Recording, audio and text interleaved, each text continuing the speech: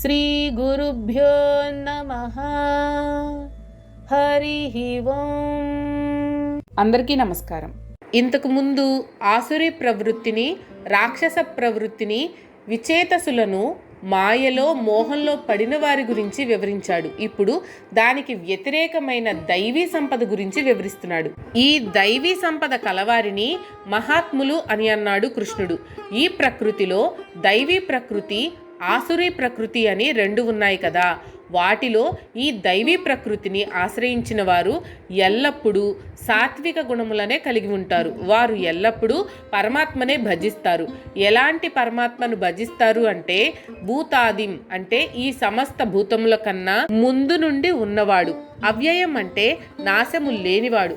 ఇటువంటి పరమాత్మను ధ్యానిస్తారు.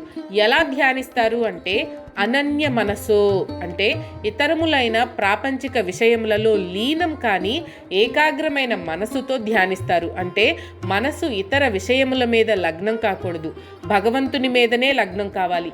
దానినే అనన్య మనస్సు, అనన్య భక్తి అంటారు. కాబట్టి మానవుడు ఈ ప్రకృతిలో ఆసురీ ప్రవృత్తి ఉన్నవి ఏవి, దైవీ ప్రకృతి ఉన్నవి ఏవి అని తెలుసుకొని ఆసురీ ప్రవృత్తిని వదిలిపెట్టి దైవీ ప్రవృత్తిని అనుసరించాలి, బుద్ధిని ఉపయోగించాలి. ఆసురీ ప్రవృత్తి ఉన్న వాళ్లకు కేవలం మనస్సు, ఇంద్రియాలు పనిచేస్తాయి, బుద్ధి పనిచేయదు, విచక్షణ జ్ఞానం ఉండదు. ఏది తెలుసుకోవాలో దానిని తెలుసుకోరు. అనవసర విషయాలు, వ్యర్థ విషయాల మీద శ్రద్ధ చూపిస్తారు. ఏవి చెయ్యాలో అవి చెయ్యరు, చెయ్యకూడని పనులు చేస్తుంటారు. అలా కాకుండా కేవలం శాస్త్రాలను అనుసరించి చేయవలసిన కర్మలను మాత్రమే చేస్తూ చేయకూడని కర్మలను చేయని వారిని, దైవీ ప్రవృత్తిని ఆశ్రయించిన వారిని మహాత్ములు అంటారు. వీరికి ఏది శాశ్వతము, ఏది అశాశ్వతము అనే విచక్షణ జ్ఞానం లభిస్తుంది. వీరు అశాశ్వతములైన అపరాప్రకృతిలో లభించే ప్రాపంచిక విషయముల వంక చూడకుండా పరాప్రకృతి వంక చూస్తూ ఉంటారు. అటువంటి వారు మాం జ్ఞాత్వా అంటే నా గురించి తెలుసుకోగలుగుతున్నారు, అంటే ఆత్మతత్వాన్ని గురించి తెలుసుకుంటారు. ఆ జ్ఞానం ఎలాంటిది అంటే పరమాత్మ ఈ సమస్త చరాచర భూతముల కన్నా ముందు నుండి ఉన్నవాడు, నాశము, మార్పు లేనివాడు అని తెలుసుకోవడమే జ్ఞానం. ఈ భౌతిక ప్రపంచం, అందులో నుండి లభించే సుఖాలు శాశ్వతం కాదు, ఎప్పుడో ఒకప్పుడు అంతమైపోతాయి. దానికన్నా మించిన పరమాత్మకు ఆది, అంతము, మార్పు, నాశము లేదు అనే జ్ఞానాన్ని సాధకుడు పొందుతాడు. తనకు కలిగే సుఖదుఖాలు తన ప్రారబ్ధ కర్మల వల్ల కలుగుతున్నాయి అని అనుకుంటాడు. అంతేకాని దేవుడు తనకు దుఃఖం కలిగించాడు అని అనుకోడు. సుఖం వచ్చినా దుఃఖం వచ్చినా దానిని పరమాత్మ ప్రసాదంగా భావించి ఆనందంతో అనుభవిస్తాడు. ఇదంతా ఎలా కలుగుతుంది? ఏకాగ్రమైన మనస్సుతో, అచంచలమైన భక్తితో పరమాత్మను ఉపాసించాలి. పరమాత్మను తప్ప మరొక దానిని తలంచకూడదు. ఈ మహాత్ములు ఎవరైనా కావచ్చు, ఆడ, మగ, ఉన్నత కులం, నీచ కులం అనే భేదం లేదు. దైవీ సంపద కలవారు ఎవరైనా మహాత్ములు కావచ్చు. అటువంటి మహాత్ములు తన దైనందిన జీవితంలో ఏం చేస్తారో, ఎలా ప్రవర్తిస్తారో ఇప్పుడు వివరించబోతున్నాడు కృష్ణుడు. ఇంతకుముందు చెప్పబడిన మహాత్ములైన వారు ఎల్లప్పుడూ నన్నే కీర్తిస్తూ ఉంటారు. నా యందు దృఢమైన వ్రతమును, భక్తిని, విశ్వాసమును, నమ్మకమును కలిగి ఉంటారు. నాకే భక్తితో నమస్కరిస్తారు. వారి చిత్తం ఎల్లప్పుడూ నా యందే లగ్నమై ఉంటుంది. ఎల్లప్పుడూ నన్నే ఉపాసిస్తూ ఉంటారు. ఈ దైవీ సంపద కలవారు ఏం చేస్తారు అన్న విషయాన్ని ఇక్కడ చెప్తున్నాడు పరమాత్మ. దైవీ సంపద కలవారు ఎల్లప్పుడూ నిరంతరం నన్నే ధ్యానిస్తారు, కీర్తిస్తారు. నా గురించి దృఢంగా ప్రయత్నం చేస్తారు. నా మీద అనన్య భక్తి కలిగి ఉంటారు. నాకు నమస్కరిస్తారు. నిత్యయుక్త అంటే నిత్యము ఎల్లప్పుడూ తమ చిత్తము నాయందే లగ్నం చేస్తారు. ఈ లక్షణాలతో నన్ను సేవిస్తారు. దైవీ సంపద కలవారు చేసే పనులన్నీ ముందు చెప్పారు. వాటిలో కొన్ని అన్నా మనం ఆచరిస్తే మనం కూడా దైవీ సంపద కలిగి ఉన్న వాళ్ళం అని అనుకోవచ్చు. మనం కూడా మహాత్ములం కావచ్చు. దీని గురించి ఇంకొంచెం వివరంగా తెలుసుకుందాం. సర్వకాల సర్వావస్థల యందు పరమాత్మను ధ్యానించాలి. వారిలో సాకారంగా పూజించే వారైతే భగవంతుని అర్చామూర్తిని పూజించడం, భగవంతుని నామమును స్మరించడం, ధ్యానించడం చేయాలి, పూజలు చేయాలి. నిరాకార భక్తి కలవారైతే భగవంతుణ్ణి హృదయంలో నిలుపుకొని ధ్యానించాలి. ఏమి చేసినా భక్తి, శ్రద్ధ, ఏకాగ్రత ముఖ్యం. భగవంతుణ్ణి చేరుకోవడానికి నిరంతరం ప్రయత్నం చేస్తూ ఉండాలి. తనకు సుఖం వచ్చినా దుఃఖం వచ్చినా అది భగవంతుని ప్రసాదంగా భావించాలి. ఏనాడు చేసుకున్న కర్మఫలమో ఈనాడు అనుభవిస్తున్నాను అని అనుకోవాలి. అంతేకాని భగవంతుడు నాకు కష్టాలు కలిగించాడు, నన్ను పరీక్షిస్తున్నాడు అని అనుకోకూడదు. ఇంద్రియములను మనస్సును నిగ్రహించుకోవాలి. అంటే నిరంతరము పరమాత్మను చేరుకోవడానికి ప్రయత్నం చేస్తూ ఉండాలి. మానవ ప్రయత్నంతో పాటు దైవానుగ్రహం కూడా సంపాదించాలి. కేవలం ప్రయత్నంతోనే కార్యం సిద్ధించదు, దానికి తోడు దైవానుగ్రహం కూడా ఉండాలి. తర్వాత దృఢమైన వ్రతం కలిగి ఉండాలి. ఎందుకంటే మన మనస్సు ఎన్నో జన్మల వాసనలతో కరుడుగట్టి ఉంది. దానిని లొంగదీసుకోవాలంటే దృఢమైన సంకల్పం కావాలి. ఈ దృఢ వ్రతములలో కొన్ని ఉపవాసము, మౌనవ్రతము, జపము, ధ్యానము, కామవాంఛలు వదలడం మొదలైనవి. నియమబద్ధమైన జీవితం గడపాలి. నియమాలు ఆచరించడంలో దృఢంగా ఉండాలి. మధ్య మధ్య రిలాక్సేషన్ ఉండకూడదు. ఎప్పుడైనా కాస్త అలసత్వం కలిగితే ఈ మాయ మనలను లోబరుచుకుంటుంది. అప్పుడు మధ్యలోనే సాధకుడు జారిపోతాడు, మరలా ప్రాపంచిక సుఖాల కోసం ప్రాకులాడుతాడు. అందుకే దృఢమైన సంకల్పం ముఖ్యం. అందుకే నిత్యయుక్తాహ అని, భక్తాహ అని 2 పదాలు వాడారు. నిరంతరం ఏకాగ్రతతో ఏమరపాటు లేకుండా ఉండాలి, భక్తి కలిగి ఉండాలి. ఈ ప్రకారంగా దైవీ ప్రకృతిని అవలంబిస్తే వారికి మోక్షం త్వరలో సిద్ధిస్తుంది. ఈ మహాత్ములలో కొందరు నన్ను జ్ఞానయజ్ఞంతో అంటే బ్రహ్మ సత్యం జగన్మిథ్య అనే జ్ఞానంతో ఉపాసిస్తారు. మరికొందరు నన్ను ఏకత్వ భావంతో ఉపాసిస్తారు. మరికొందరు వివిధములైన దేవతా రూపములలో నన్ను పూజిస్తారు. విశ్వమే నా రూపంగా గల నన్ను వివిధ పద్ధతులలో వివిధ రూపములతో ఉపాసిస్తూ ఉంటారు.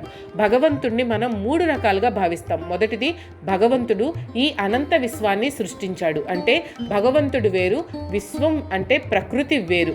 రెండవ భావన, భగవంతుడు సృష్టించడమే కాదు, అంతటా ఆయనే అయి ఉన్నాడు, అన్నింటిలోనూ ఆయనే ఉన్నాడు. మూడవ భావన, అసలు ఈ సృష్టి అంటూ ఏమీ లేదు, అంతా మిథ్య, ఆభాస, మనం కల్పించుకున్నది, ఉన్నది బ్రహ్మమే, అది నేను. బ్రహ్మ సత్యం జగన్మిథ్య, ఇది పరమాత్మ గురించి మన భావన. భగవంతుణ్ణి పూజించే వాళ్ళు 2 రకాలు.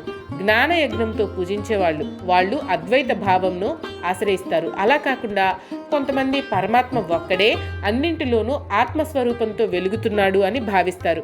మరికొందరు పరమాత్మ వివిధ దేవతా రూపములతో ఉన్నాడని భావించి వివిధములైన దేవతా రూపాలను పూజిస్తూ ఉంటారు. ఎవరి సంస్కారములను బట్టి వారు పూజిస్తూ ధ్యానిస్తూ ఉంటారు.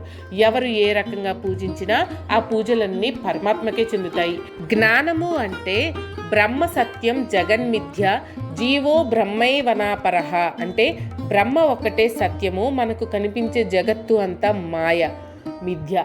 ఈ ప్రాపంచిక విషయములలో సంచరించు జీవాత్మ కూడా వాస్తవానికి పరబ్రహ్మ స్వరూపమే కానీ వేరే కాదు. ఈ సత్యం తెలుసుకుని పరమాత్మను ఆరాధించటమే జ్ఞానయజ్ఞం. దానినే అద్వైత భావం అంటారు. ఈ జ్ఞానయజ్ఞం ఆచరించేవాడు తానే బ్రహ్మ అనే భావనతో ఉంటాడు. అహం బ్రహ్మాస్మి అనే భావన అదే.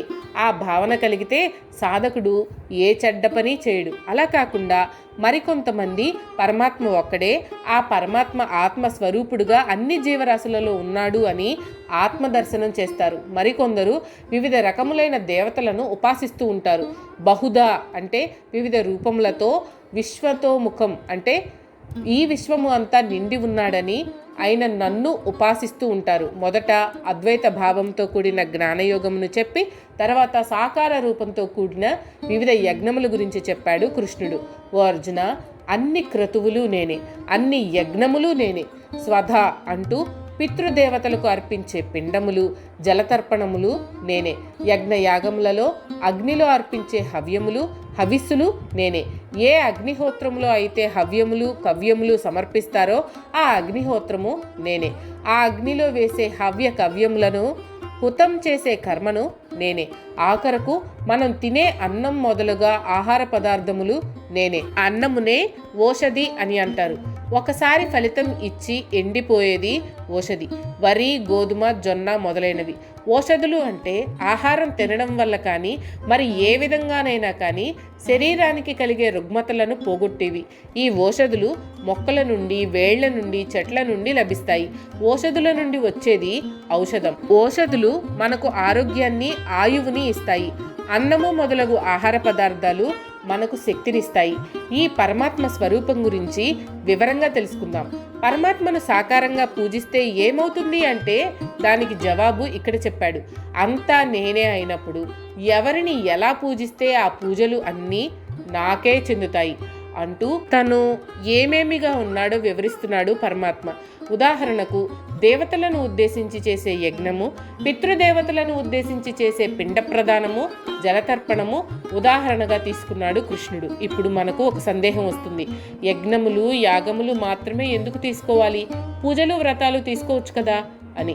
నిజమే, అవి కూడా తీసుకోవచ్చు. వేదములలో ముఖ్యంగా యజుర్వేదంలో యజ్ఞయాగముల గురించి చెప్పారు. తర్వాత వచ్చిన సూత్రాలలో పురాణాలలో వ్రతములు షోడశోప ఉపచారములతో చేసే పూజల గురించి చెప్పారు. ఇవన్నీ ఒకదాని వెంట ఒకటి కాలానుగుణంగా పరిణామ క్రమంలో వచ్చాయి.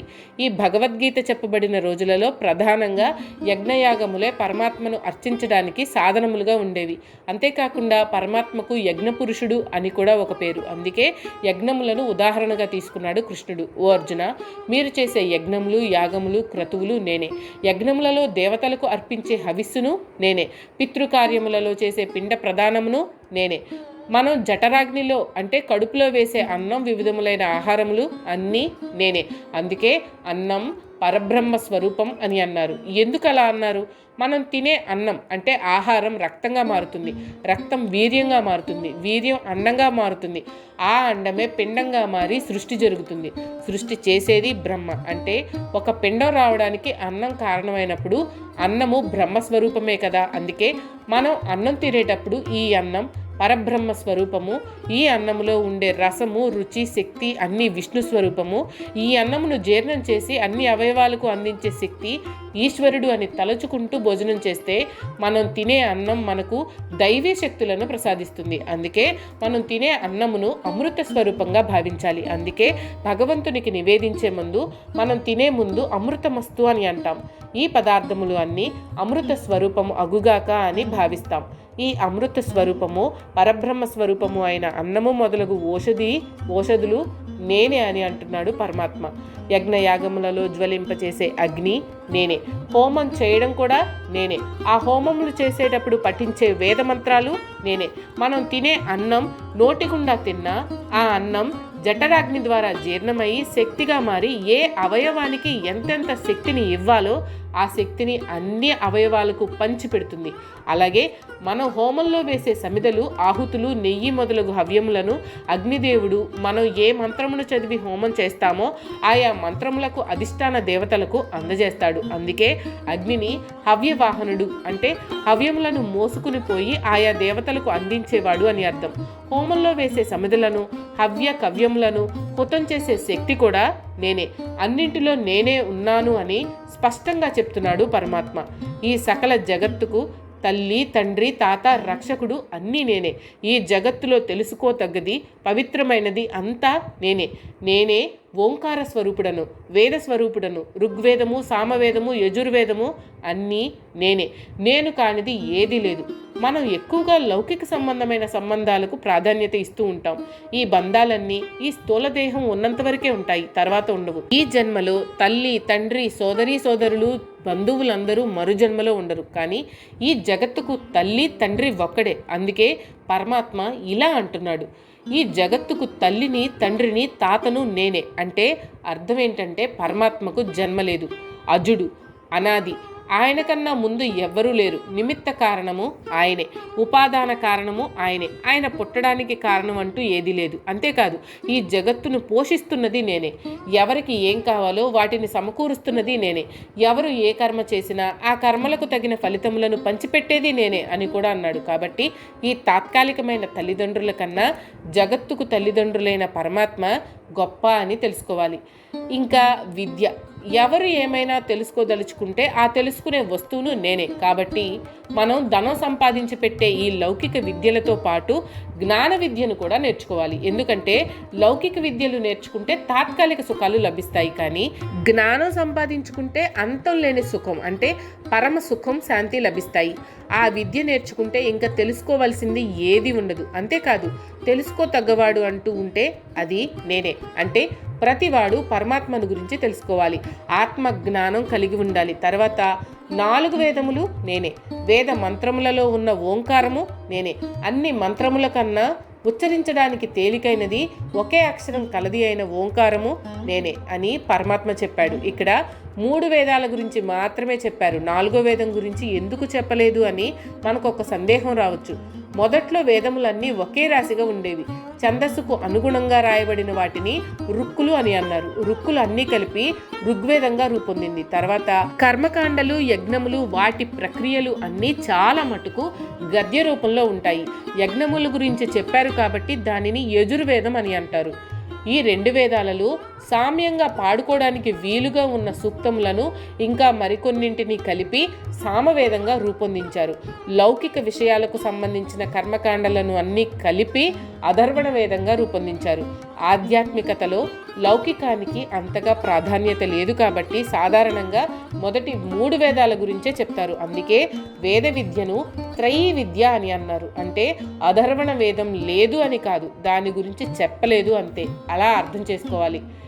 ఈ జగత్తుకు భర్త అంటే భరించేవాడు, ప్రభువు అంటే శాసించేవాడు, మనం చేసే పనులను అన్నింటినీ సాక్షిభూతంగా చూస్తూ ఉండేవాడు, మనకందరికీ నివాసంగా ఉన్నవాడు, చరాచర ప్రాణులు శరణు పొందదగినవాడు, అందరికీ మేలు చేసేవాడు, పుట్టుక, పోషణ, లయము 3 నిర్వహించేవాడు, అందరికీ క్షేమం కలిగించేవాడు, ఈ సమస్త జగత్తుకు మూల కారణమైన వాడు ఎవరో కాదు, అర్జున నేనే. ఇక్కడ పరమాత్మ తన గురించి తాను చెప్పుకుంటున్నాడు. అందరూ అనుసరించాల్సిన గతి అంటే మార్గము, భరించేవాడు, ప్రభువు, సాక్షి, నివాసము, శరణు, స్నేహితుడు, సృష్టి, స్థితి, లయములు, అందరికీ ఆశ్రయము, సకల జగత్తుకు బీజము లాంటి వాడిని నేనే అన్నాడు పరమాత్మ. గతి అంటే మనం ఏ మార్గంలో నడవాలో, శాశ్వతమైన పరమగతిని ఎలా పొందాలో తెలిపినవాడు పరమాత్మ. ఆత్మజ్ఞానం కలగడమే అందరికీ పరమగతి. అందరూ తుదకు చేరుకోవాల్సిన గతి నేనే. లౌకికంగా చెప్పుకోవాలంటే సర్వకాల సర్వావస్థల యందు మన వెంట ఉండి నడిపించేవాడు పరమాత్మ. మన పూర్వజన్మ వాసనలను బట్టి మనకు కలిగే కష్టములను, సుఖములను మనకు కలిగించేవాడు పరమాత్మ. మనం చేసే కర్మలకు తగిన ఫలితములను ప్రసాదించేవాడు పరమాత్మ. ఈ విధంగా పరమాత్మను అర్థం చేసుకోవాలి. అందరినీ భరించేవాడు భర్త, పోషించేవాడు స్థితికారుడు పరమాత్మ, భార్యను భరించేవాడు భర్త, మనల్ని అందరినీ భరించేవాడు పరమాత్మ. అందుకే ఆయన మనకందరికీ భర్త, మనందరినీ రక్షించేవాడు రాజు, ప్రభువు, ప్రభుత్వము. ఈ అనంత విశ్వానికి ప్రభువే పరమాత్మ. ఆయనే సాక్షి. మనం చేసే పనులన్నీ సాక్షిభూతంగా చూస్తూ మనం చేసే కర్మలకు తగిన ఫలితాలను ఇచ్చేవాడు పరమాత్మ. మనమందరం నివసిస్తున్న ఈ జగత్ పరమాత్మ స్వరూపమే.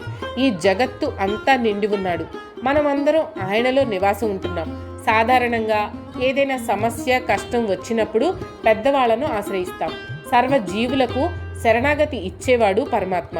రాజకీయ నాయకులు, అధికారులు మన సమస్యలు తీరుస్తారో లేదో చెప్పలేం, కానీ భగవంతుణ్ణి నమ్ముకుంటే, ఆయనను శరణాగతి పొందితే మన అన్ని సమస్యలు తీరుతాయి, చక్కని పరిష్కారం లభిస్తుంది, అన్ని కష్టాల నుండి గట్టెక్కవచ్చు. సుహృత్ అంటే స్నేహితుడు కంటే గొప్పవాడు. స్నేహితుడు తన తోటి స్నేహితులకు మాత్రమే సాయం చేస్తాడు. సుహృత్ అంటే స్నేహితుడు కాకపోయినా సాయం చేస్తాడు. అందుకే పరమాత్మను సుహృత్ అన్నారు. మనకు తల్లి, తండ్రి, బంధువుల కన్నా స్నేహితులు ఎక్కువ. అటువంటి మంచి స్నేహితుడు కన్నా గొప్పవాడు పరమాత్మ. కొంతమంది స్నేహితులు మోసం చేస్తారేమో, కానీ పరమాత్మ లాంటి సుహృత్ ఎవ్వరినీ మోసం చేయడు, ఎప్పటికీ చేయడు. మనల్ని మంచి మార్గంలో నడిపిస్తాడు. తర్వాత అసలు విషయం, ఈ జగత్తును సృష్టించి, పెంచి, పోషించి, లయం చేసేవాడిని నేనే అన్నాడు. దీనికి వివరణ అనవసరం. మనం రోజు చూస్తుంది అదే కదా. నిదానము అంటే మనకు ఏం కావాలో అవి అన్నీ ఆయన యందే ఉన్నాయి. ఎవరికి ఏం కావాలో అవి తీసిస్తుంటాడు. మనం నిత్యం అనుభవించేవి అన్నీ పరమాత్మ ఇచ్చినవే. మనం సుఖంగా అనుభవించే ఫర్నిచర్కు మూలం కలప, దాని మూలం చెట్టు, అది సృష్టించింది పరమాత్మ. అలాగే బంగారం భూమిలో నుండి వస్తుంది, అది పరమాత్మ స్వరూపమే. ఇలా అన్ని వస్తువుల మూల పదార్థాలు ఈ ప్రకృతిలో నుండి వచ్చాయి. ఈ ప్రకృతి పరమాత్మ సృష్టి. పరమాత్మ సృష్టించిన వాటిని మనం అనుభవిస్తూ అంతా నాకే కావాలి అని కొట్టుకు చస్తూ ఉంటాం. ఇదే అజ్ఞానం. ఈ సకల జగత్తు ప్రళయకాలంలో సూక్ష్మ రూపంలో అంటే బీజ రూపంలో ఉంటుంది. ఆ బీజ రూపం కూడా నేనే. ఆ ప్రాణుల స్థూల సూక్ష్మ రూపములు ఆ పరమాత్మ స్వరూపాలే. చెట్టు ఎండిపోతుంది, కానీ ఆ చెట్టు బీజ రూపంలో నిక్షిప్తమై ఉంటుంది. మరలా మరొక చోట చెట్టుగా పుడుతుంది. కనపడని బీజ రూపము, కనపడే చెట్టు రూపము అన్నీ ఆ పరమాత్మే. ఆఖరుగా అవ్యయం అంటే ఈ సకల జగత్తు నశించిన నేను మాత్రం ఉంటాను అని అన్నాడు పరమాత్మ. అంటే చెట్టు నశించిన బీజరూపంలో నాశనం కాకుండా ఉంటుంది. మానవుడి శరీరం నశించిన సూక్ష్మదేహంతో వాసనలతో ఉంటాడు, మరలా మరొక దేహాన్ని పొందుతాడు. కాబట్టి ఏది నాశనం కాదు, కేవలం మార్పు చెందుతుంది. నాశము మార్పు లేనివాడు పరమాత్మ. మీకు కనుక ఈ వీడియో నచ్చినట్లయితే లైక్ చేయండి, అలాగే మీ ఫ్యామిలీ అండ్ ఫ్రెండ్స్ కి షేర్ చేయండి. ఛానల్లో కొత్త నోటిఫికేషన్స్ కోసం సబ్స్క్రైబ్ చేయండి, అలాగే పక్కనే ఉన్న బెల్ ఐకాన్ ని ట్యాప్ చేయండి.